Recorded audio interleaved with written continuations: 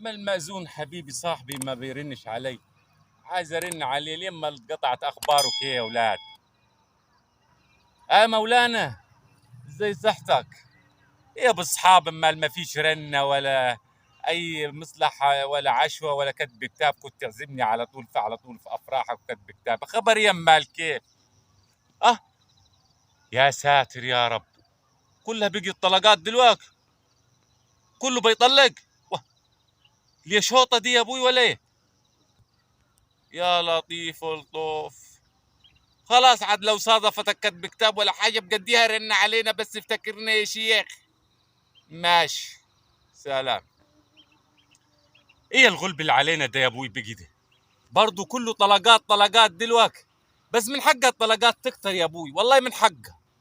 اذا كان العيل بيقضي عشان نوم ويروح يجيب لي تلفون قال لي ايه ب 5000 وب 6000 يدي للبيت، وهو اصلا ماسك 110. طب ده مش غلب؟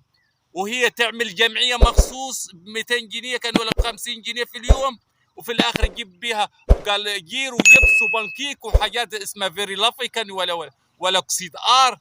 ده حاجات دي بلاوي يا ابو، يكذبوا على بعض وياجوا وقت ما يتفاجئوا يوم الجواز ولا بعد الجواز بكام يوم يبص عليها، يا بنت قومي اعملي لي كوبايه شاي، تقول له عندك السكريه تحت ايه ده؟ ايه ده يا ابوي؟ لا اما تقول لا ما تصحنيش بدري. طيب وهو مسكين بيحتار في علبه السجاير، اما كيف جايب لها التليفون ب 5000 وانت حاليا محتار في علبه السجاير؟ ده غلب علينا ده. طب وليه الفشران على بعض والكذب على بعض؟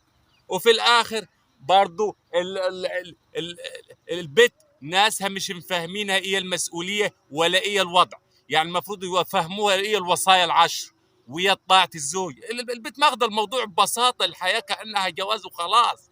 تاجي في الاخر برضو لما ما فيش طاعه وما فيش بتاع تحصل الطلاق.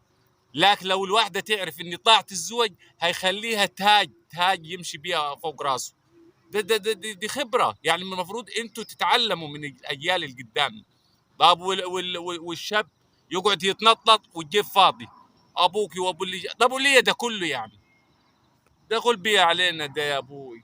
اتقطعت دلوقتي العشوات، على الله نلقى لنا عشوه ولا يتصل بينا بعد راحت العشوه وراح الكتاب كنا بنستبارك. يلا يا عمي ده غلب علينا.